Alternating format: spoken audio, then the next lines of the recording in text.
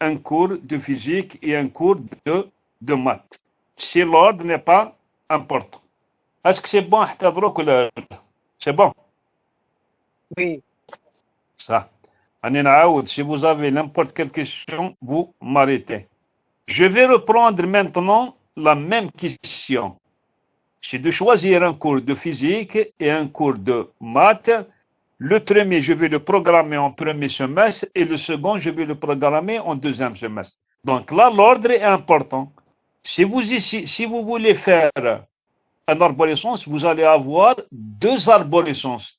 L'un, le M, la première dérivation, c'est pour le premier semestre et la deuxième pour le deuxième semestre. Donc là, je vais avoir deux possibilités, soit de commencer par le M ou bien de commencer par le P. Là, l'ordre est important. Ça va être la même chose, mais vous allez avoir quoi? Vous allez avoir le double. Le double, pourquoi? Parce que chaque élément va être multiplié par 2. C'est bon pour le premier exercice. Chauffe, je vais vous envoyer ces photos. Je vais essayer de les envoyer à votre délégué. Il va les partager. Donc, essayez juste de suivre l'explication. Est-ce que c'est bon pour le premier exercice? Pour passer à d'autres exercices. Oui, monsieur. Vous me répondez. Un peu là. Oui, c'est clair. Monsieur, Clair pour le premier exercice. Si monsieur, vous avez remarqué, j'ai évité la deuxième question du premier exercice. Quelle est cette première question? Il est ambigu. Il faut choisir un cours de physique ou bien choisir un cours de... Ou bien, c'est le ou. Là, il est un peu ambigu. Est-ce qu'il faut choisir deux? Parmi les deux, il doit y avoir un. Si vous essayez de répondre à cette question-là, ça veut dire quoi? Le ou, ça veut dire je vais choisir un seul cours. Et choisir un cours de maths ou bien choisir un cours de physique. Donc, ceci revient à faire quoi? Choisir un seul cours. Si vous choisissez n'importe quel module, ça ne peut être que un module de maths ou bien un module de physique. Donc, vous avez combien de possibilités de choisir un parmi 7? Vous avez 7. Vous pouvez le répondre comme votre camarade déjà a essayé de le faire. Donc, c'est de choisir un cours de maths. Vous avez combien de possibilités de choisir un cours de maths? C'est 4 possibilités. Ou bien choisir un cours de physique. Vous avez 3, donc vous allez avoir 7 possibilités. Alors, je pense que l'intérêt de cette question, c'est quoi?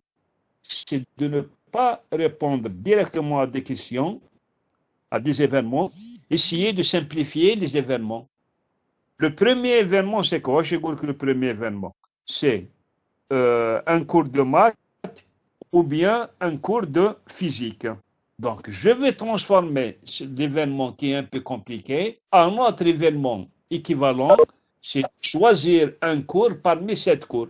Donc, c'est plus simple de répondre à la question choisir un cours parmi 7 cours que de répondre à la question choisir un cours de maths ou bien de physique. Là, vous allez voir que lorsqu'on vous demande de trouver la probabilité d'un événement, il vaut mieux travailler sur l'événement. Des fois, il faut modifier l'événement. Qu'est-ce que modifier? Il faut rester toujours dans le même événement ou bien de passer à l'événement suivant. Est-ce que c'est bon, oui ou non? C'est bon, vous n'avez pas de questions? monsieur, Oui. de combien de façons peut-elle choisir deux cours? C'est pas une Deux chose cours, que... De combien de façons peut-elle choisir deux cours? Oui. C'est pas la même chose que la première question, parce qu'elle doit choisir un cours de physique et un cours de maths. Donc, elle doit choisir deux cours. C'est juste ici. Non, c'est la peine. Donc, dans la deuxième question, je gagne combien de possibilités de choisir un cours de maths ou bien un cours de physique? Donc, le choix, vous allez choisir un seul cours. Non, Ou la bien. première et un cours de physique. La première, il y avait un cours de maths et un cours de physique. C'est pas aussi la même chose. Je vais vous expliquer pourquoi. Parce que lorsque je vous demande de voir combien de possibilités de choisir deux cours, vous pouvez choisir M1, M2. Les deux sont de maths. C'est bon. Oui, c'est Donc, bon. il faut choisir deux cours parmi les 7. Les deux cours, ça peut être quoi? Les deux de maths. Mais la question que vous m'avez posée, choisir un cours de maths et un cours de physique, ça veut dire que vous allez choisir deux cours. L'un est un cours de maths et l'autre est un cours de physique. Donc, vous avez exclu quoi? De ne pas choisir ni deux cours de physique, ni deux cours de maths. C'est bon? Oui, c'est bon, merci. Donc là, vous avez remarqué d'ailleurs la première question en général qu'on vous demande, c'est aucune contrainte, c'est l'ensemble fondamental de oméga. Donc c'est envisager tous les cas possibles. C'est bon. Donc je Pardon, pense monsieur. que le premier exercice, c'est pour juste, là, il faut essayer de lire et de sortir. Et la difficulté dans l'analyse combinatoire, c'est quoi? C'est en général, c'est à vous de définir les éléments et surtout la répétition, est-ce qu'elle est permise ou n'est pas permise? Est-ce que l'ordre est important ou n'est pas important? Des fois, on vous dit et des fois, c'est à vous de déduire ça. Est-ce que c'est clair, Monsieur, Oui? vous pouvez répéter la deuxième question. J'arrive pas à comprendre la question. La deuxième question, c'est quoi? C'est combien de possibilités de choisir un cours de maths ou bien un cours de physique? C'est-à-dire, Oui. bon, la question, elle est ambiguë. Maintenant, je vais essayer de la détailler et si vous voulez, on peut répondre à n'importe quel cas. Kingoul choisir un cours de physique ou bien un cours de maths. Le ou bien, il suffit d'avoir un des deux cas qui est vrai, c'est vrai. Donc, soit vous allez choisir un cours de maths ou bien vous allez choisir un cours de physique. Vous allez choisir combien de cours?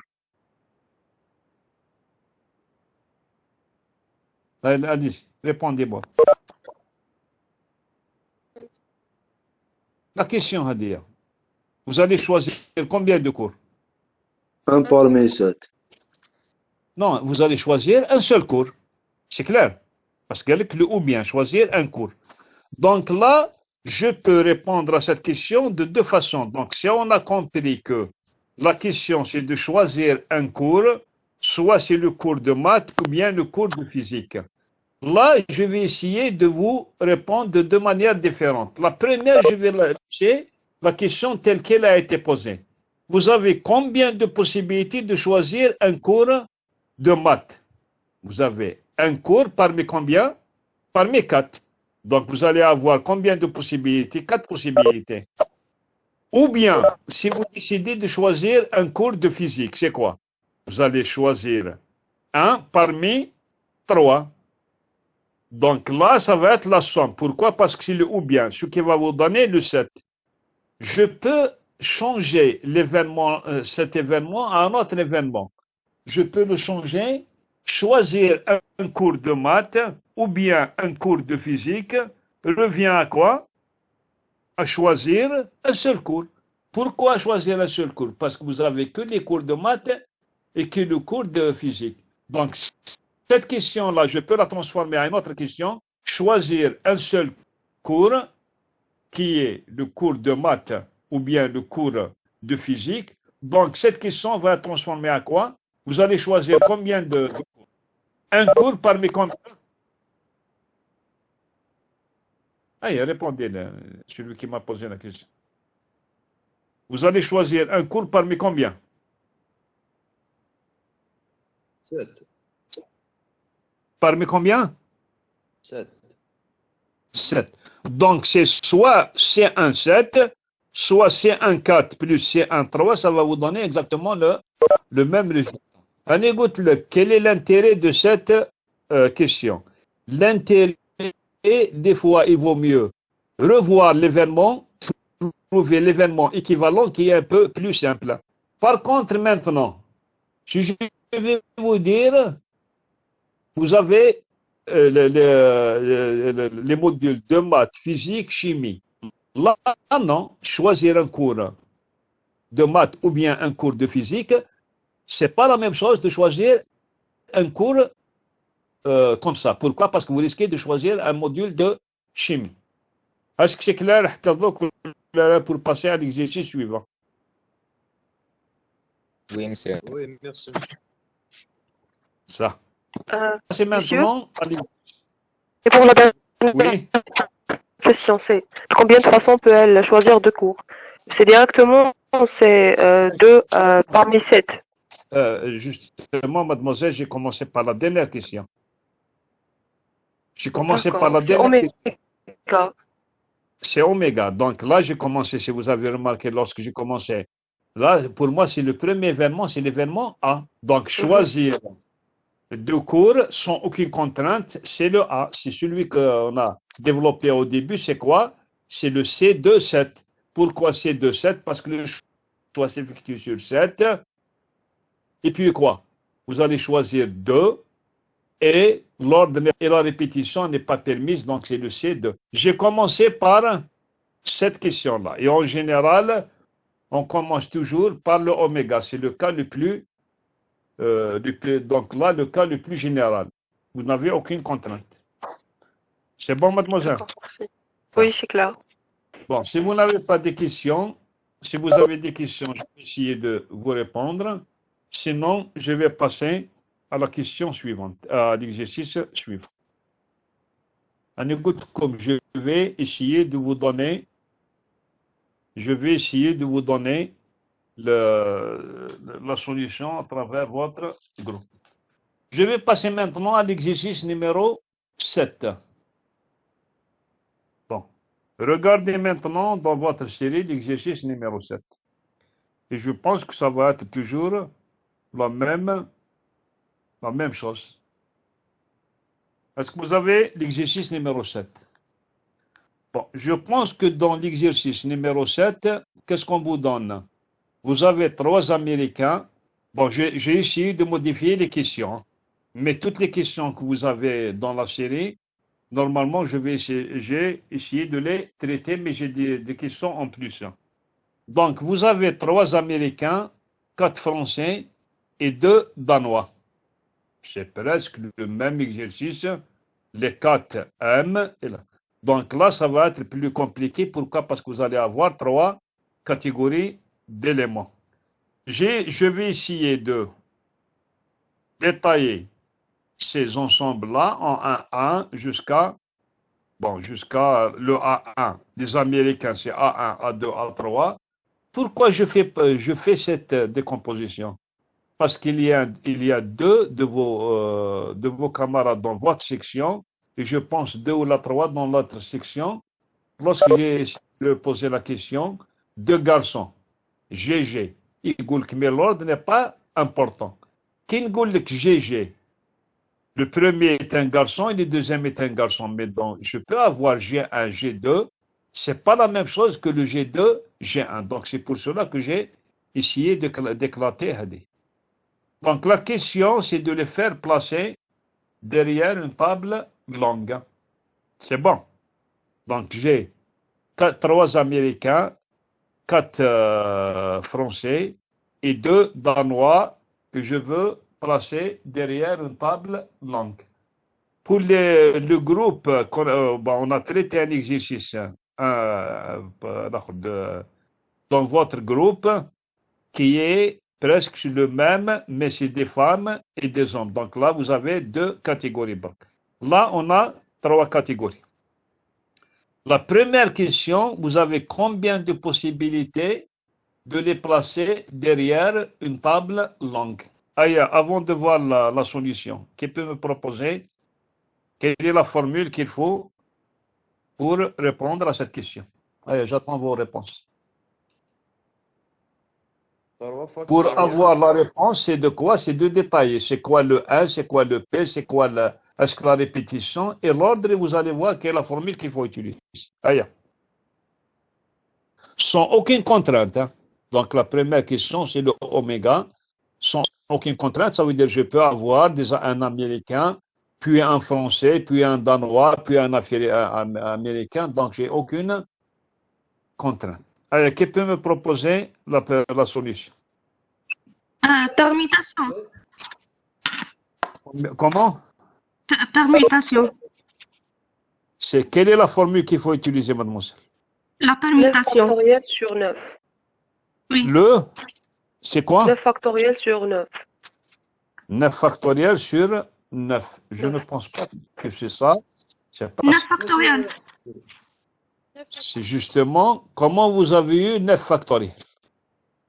Donc, une tableau, chaque tableau fait 9, 8, 7, Allez. 6, 5, etc. jusqu'à 1. Ah, très bien. Donc là, vous avez fait 9 places et vous avez essayé de commencer à les remplir. Alors, je pense que l'intérêt de l'analyse combinatoire, il faut éviter les cas, c'est de regarder ce que vous pouvez. Je ne peux pas utiliser directement la formule. Les formules, l'origine des formules, c'est les tableaux. Donc là, une des méthodes, vous avez utilisé un tableau. La première place peut être occupée par 9 personnes. La deuxième place peut être occupée par combien? Mademoiselle. Ou là, monsieur. Oui, personne. Ah, Par personne, ainsi de suite. par 8 personnes. Et puis, Appuyé par 7.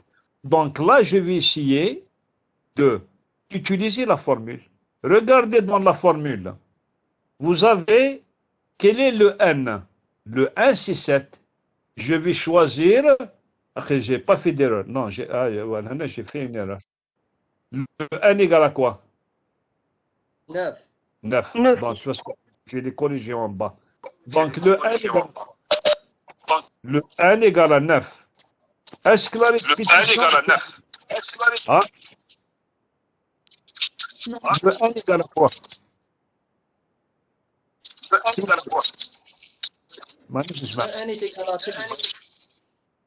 Le N, vous avez 3 Américains, 4 Français et 2 Danois. Donc la 9. somme, c'est quoi? N égale à 9. Donc le N égale à 9, N égale à 9, j'ai fait une erreur. N égale à 7, mais en bas, j'ai les corrigés. J'ai calculé avec le 9. Donc la suite, j'ai utilisé 9. Quel est le P?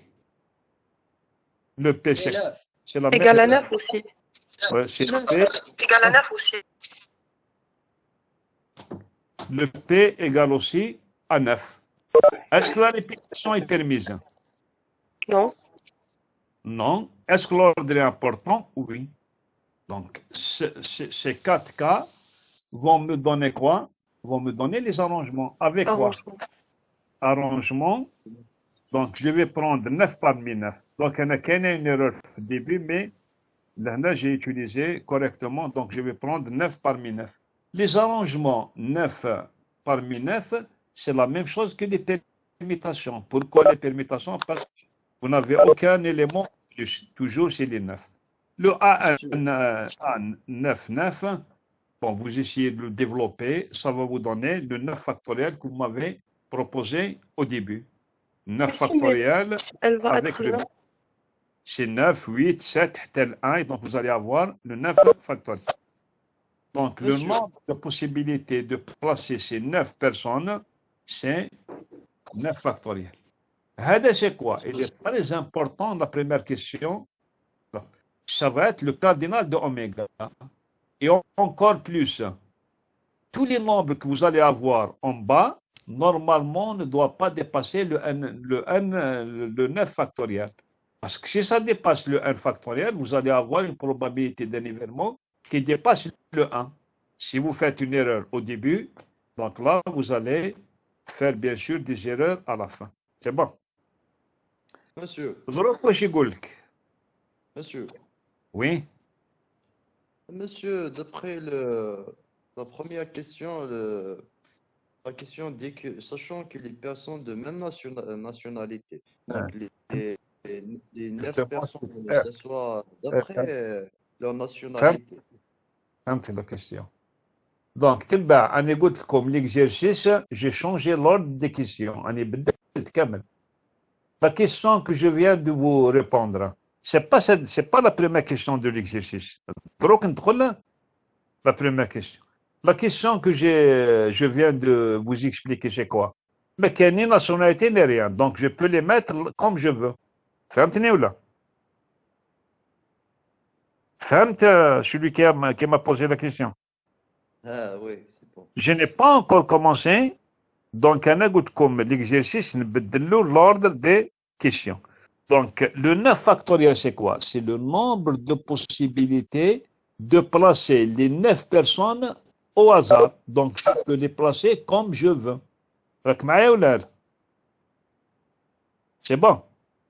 Oui, c'est bon, monsieur. Donc, je vais Monsieur. répondre à la question que vous venez de me dire. J'ai combien de possibilités de les placer par nationalité? Si je prends américain, français, un américain, un français, un danois et un américain, dans la première question que je réponds, je peux l'accepter. Mais dans la deuxième question, je ne peux pas l'accepter. Ou là, la première question de votre examen, de votre exercice. Donc, là, si vous prenez un américain, il faut les prendre les 4, les 3. Si vous prenez un français, il faut les prendre. Donc, regardez maintenant, le choix s'effectue sur quoi? Le ETA, c'est quoi? Je vais avoir 3 nationalités. Donc, le choix, je vais avoir soit les Danois, D, F, A. Donc, le NTA, c'est quoi? C'est 3. Le 1 égale à 3. Je vais prendre combien? Je vais les placer, les 3 nationalités. La répétition n'est pas permise et bien sûr, l'ordre, il est important. Donc, je vais commencer par... je vais commencer quoi? Donc, par exemple, je peux mettre les Danois, les Français et les Américains. Ça, c'est une possibilité. Donc, je vais avoir combien de possibilités de les placer par nationalité? C'est le A, 3, 3, parce que je peux commencer par D, F, A. Donc, la première case, je peux mettre 3 nationalités, c'est soit D, soit F, soit A. La deuxième case, je vais mettre combien? Dans la première case, vous avez 3 possibilités. Vous pouvez choisir n'importe quelle nationalité. Et dans la deuxième case, vous allez avoir combien de possibilités? 2. Très bien. 2. Et dans la dernière, une possibilité. Je vais prendre 3 parmi 3. Donc, c'est le A, 3, 3. Donc, le A, 3, 3 de cardinal de E qui est à la fin, c'est quoi? C'est de les placer par nationalité. Mais si je décide de placer, par exemple, les Danois au début, j'ai combien de possibilités de les placer? Les Danois, vous avez combien? Vous avez 2. Donc, je peux avoir D1, D2, comme je peux avoir aussi D2, D1. Les Français, vous avez combien de possibilités de les placer si vous décidez de les placer au milieu? Vous allez avoir 4 factoriels de quoi? De les placer. Oui. Les Américains, vous allez avoir combien de possibilités de les placer? C'est 3 factoriels. Donc, le nombre de possibilités de les placer, c'est A3, 3. Le A3, 3, c'est quoi? C'est de les placer d'abord par nationalité, multiplié par 2 factoriels. Le premier 2 factoriels dans le E, c'est quoi?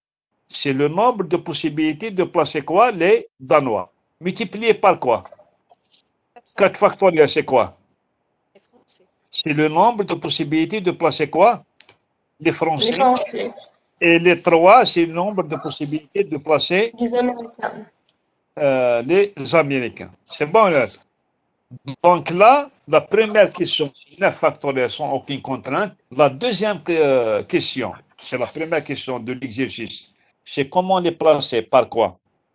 Par, c'est comment que nationalité. Donc, je vais commencer d'abord par nationalité, mais si je décide de placer les Danois au début, j'ai 2 possibilités de les placer au début.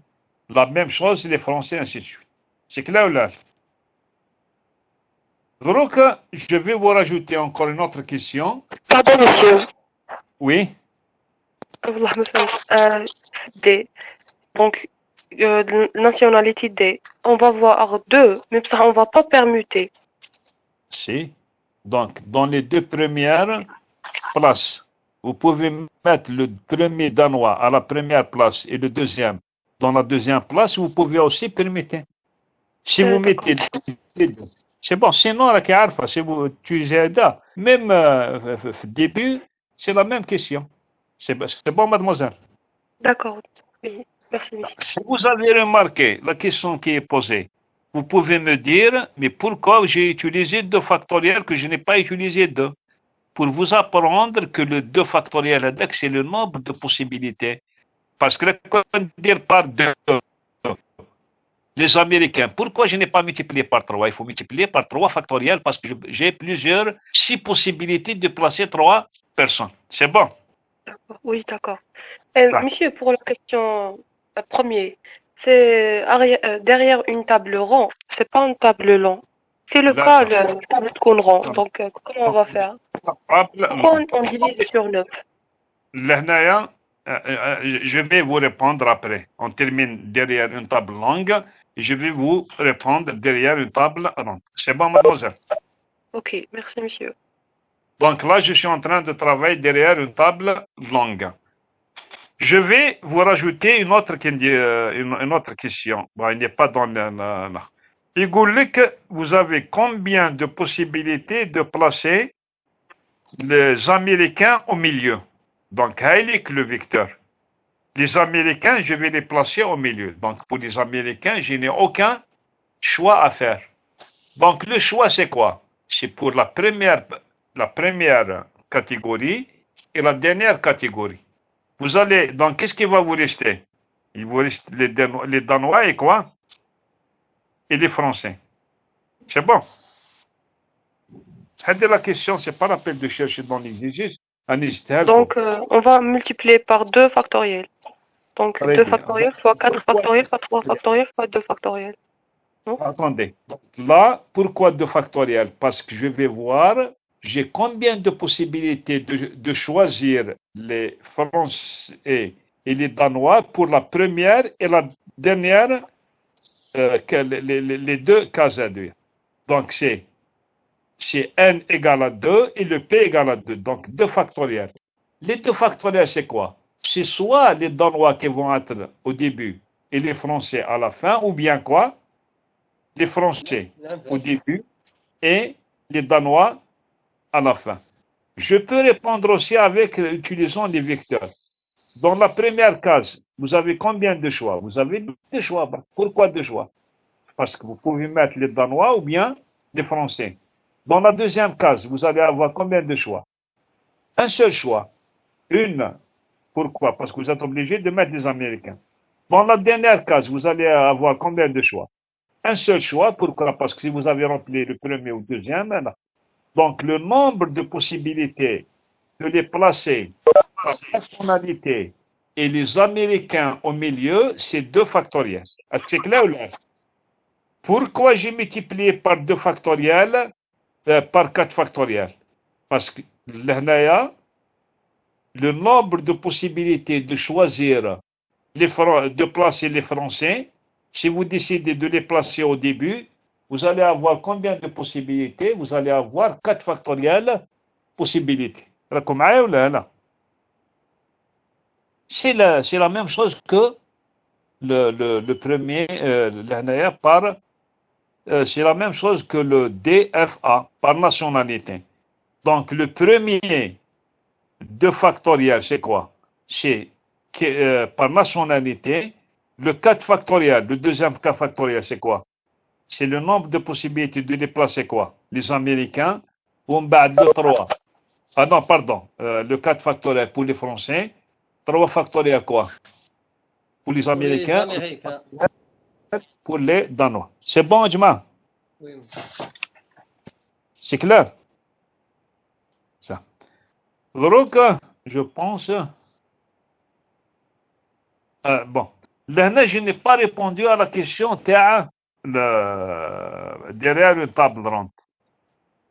Quelle est maintenant votre réponse, mademoiselle?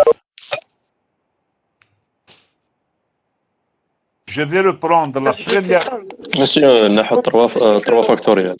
Donc, là, واش معناتها كما درنا في le cours, si je prends par exemple la première possibilité, sans aucune contrainte, Si je vais utiliser P1, P2, P3, tel P2N, ou P2, tel P2N et P2, donc c'est deux choses qui sont quoi? Différents. Dans quoi? Dans la L'ordre est table important. ronde, mais dans la table ronde, c'est la même. Donc là, vous allez me diviser par exemple, la première question, vous allez la diviser par 9. Ce qui va vous donner quoi? Le 8 factoriel. Mais C'est pourquoi pas pas bon? là? C'est bon. Non. Ça. On va essayer. Bon, je vais voir. Parce qu'apparemment, vous avez le cours. On a encore le temps. Je vais maintenant passer à l'exercice numéro 8. Monsieur, j'ai pas compris pourquoi on divise par Je vais vous dire pourquoi on divise par 9. أنا تسمعني نعاود لك غير question. فهمتني؟ D'accord, monsieur. Donc, je vais revenir à la première question. En bas, je vais vous dire, il faut diviser par combien la deuxième question.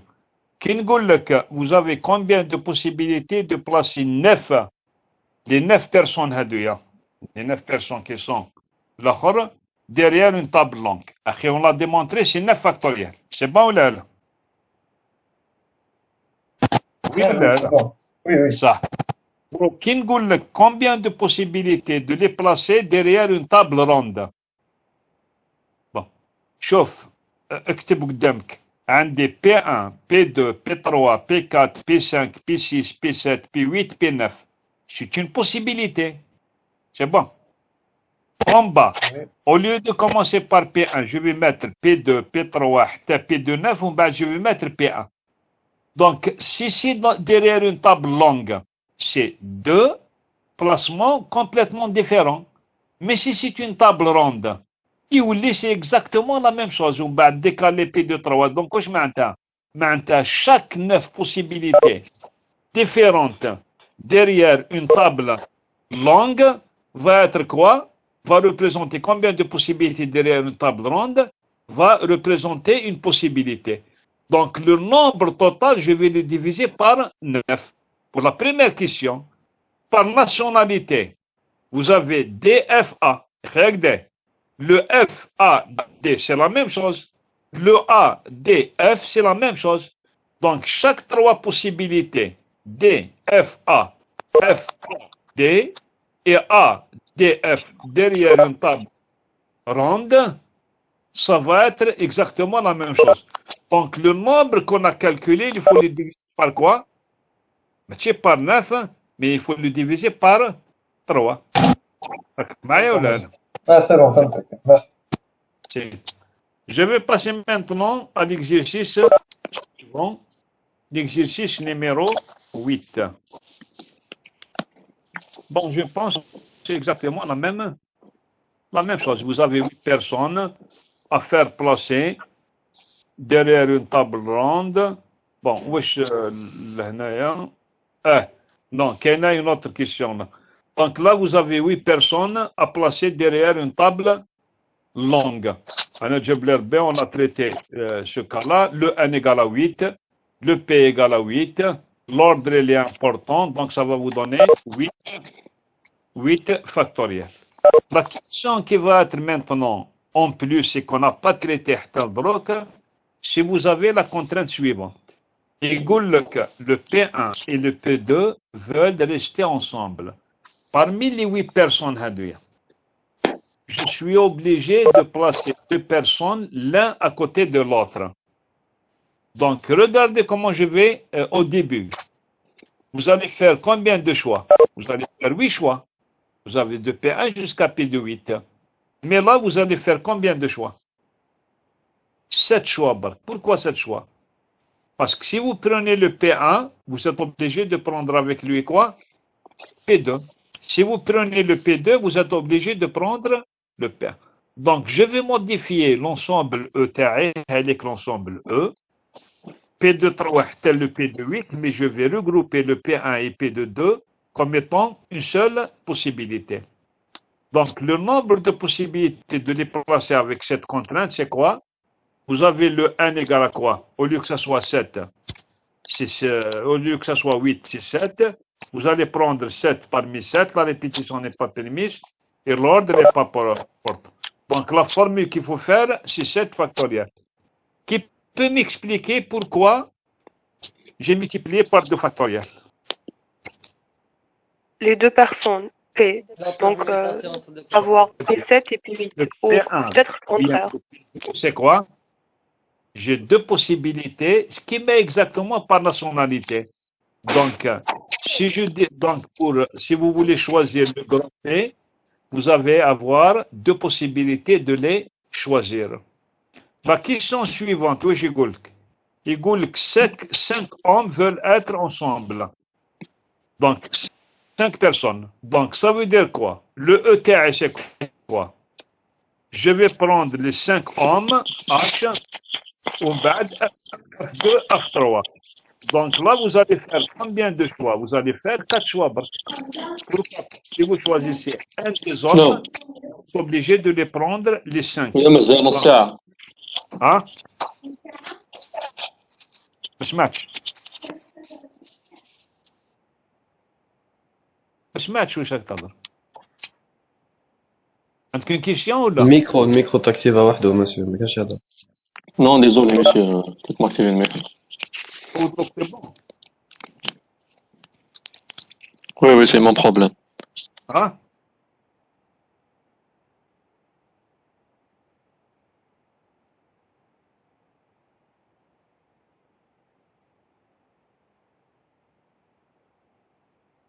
Est-ce que vous êtes en train de m'entendre? Oui, monsieur. Oui, monsieur. Ça. Bon, attendez, je vais revenir maintenant.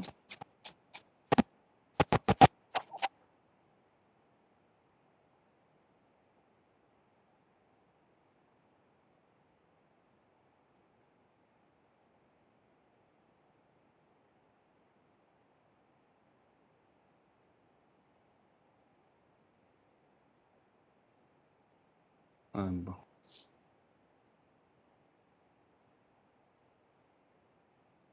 Attendez.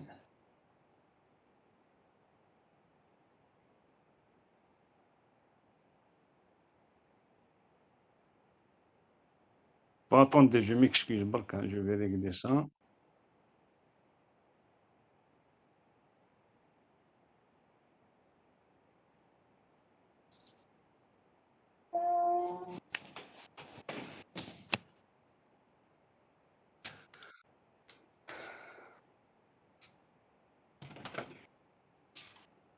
Partager l'écran.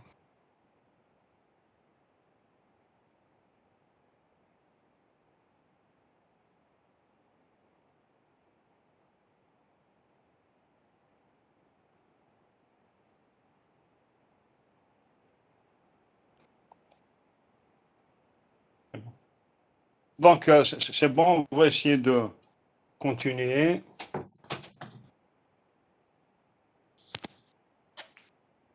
Donc, là, le cours.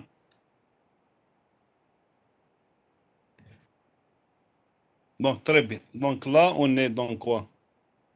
Dans l'exercice. Bon, là, c'est pas ça. Donc, on a fait l'exercice numéro 8. Est-ce que c'est clair? Donc, là. C'est bon?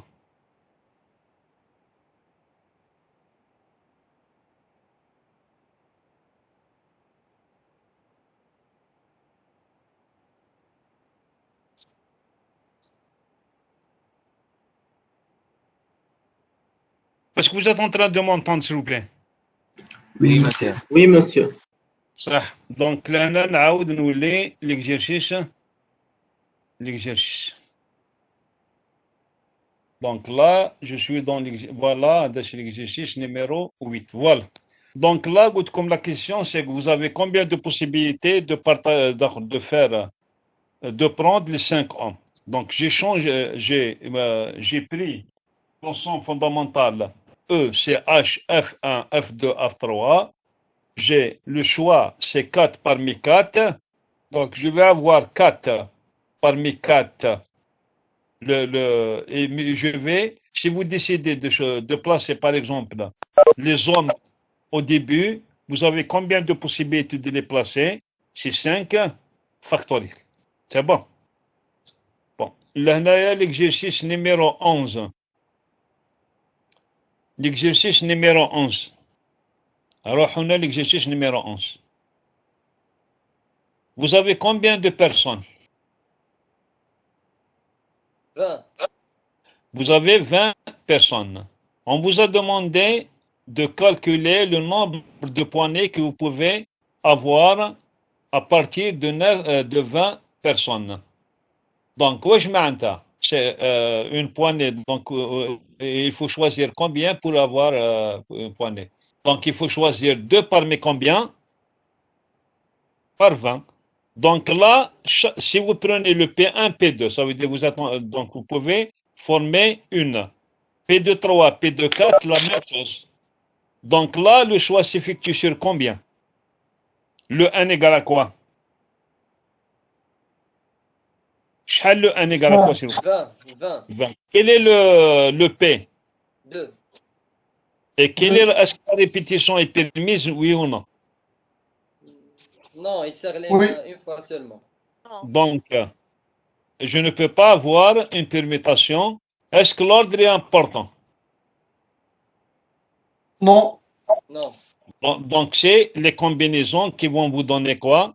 Donc, le cardinal de nombre de poignées que vous pouvez former, c'est C2 qui va vous donner 190. Je vais vous montrer un autre raisonnement de l'un de vos camarades.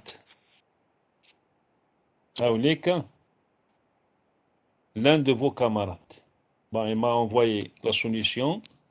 Pour le premier exercice, pour le choix des cours. Donc, il a essayé d'étudier tous les cas. Donc, c'est une méthode.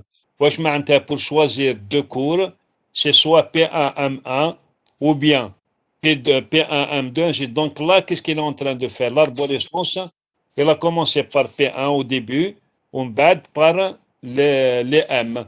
La deuxième chose, c'est donc là, c'est une méthode des arborescences et puis il a utilisé. Mais ce que je trouve un peu mieux, c'est lorsqu'il traite l'exercice numéro 11. Il a utilisé complètement un autre raisonnement. Bon, c'est pas l'analyse combinatoire. Qu'est-ce qu'il a fait? Il chauffe la première personne. Vous pouvez former combien de poignées de main avec la première personne? Vous pouvez former 19 poignées de main. Donc, c'est soit P1, P2, P1, P3, donc c'est presque des arborescences. Et le 18, c'est quoi? Vous pouvez former combien de poignées avec le P2? Pourquoi 18? Pourquoi pas 19? Je connais expliquer pourquoi. Le premier cas était traité, le P1. Très bien. Donc, je vais exclure le P1. Ça veut dire le P1, il va travailler de P2 jusqu'à 20. Donc, de 19. Le P2, je ne vais pas revenir en arrière parce qu'on l'a déjà formé. Donc, le P2 va travailler, je vais le choisir avec quoi? De P3 jusqu'à 20. Donc, j'ai 18. Ainsi de suite. Donc, c'est la somme. Bon, il a utilisé la formule. J'ai trouvé que c'est une bonne méthode, mais ce n'est pas l'analyse combinatoire, c'est un autre raisonnement. Donc, c'est la somme d'un premier élément de suite arithmétique, ce qui va vous donner le 19 fois 20 fois 2, qui va vous donner aussi le même résultat. C'est bon. Donc, la série d'exercices, la série Takum, et on va essayer d'arrêter parce que vous avez un cours à 1 heure. Comme tenez l'exercice numéro, je pense, 16. Je vais essayer de vous envoyer à travers votre délégué les réponses. Essayez de les voir. Si vous avez des difficultés, on peut les répondre la prochaine fois. Est-ce que vous avez des questions, s'il vous plaît?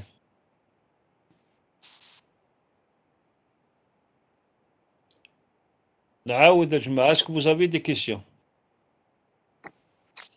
Non, je pense que c'est clair. C'est clair. Donc, je vais vous envoyer à travers votre délégué demain ou après-demain. Et on va se voir le jeudi à 8 heures pour le cours de probabilité.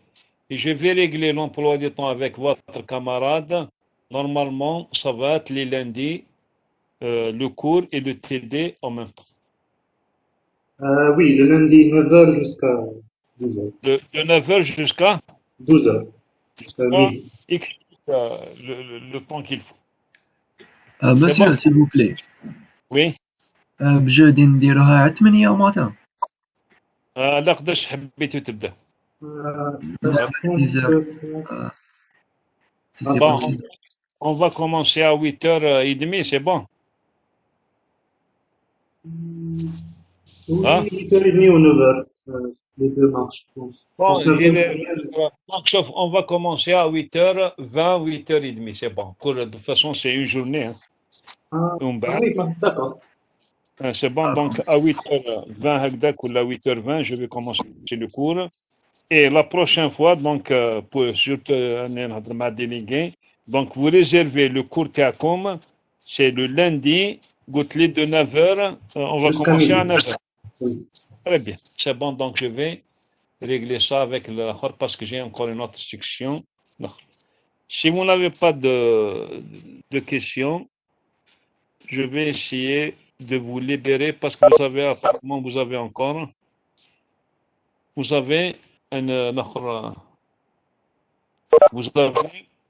cours en algorithme.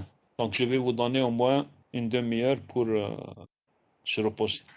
Merci, monsieur. Ça c'est tout. Merci, monsieur. Merci, monsieur. Merci, monsieur.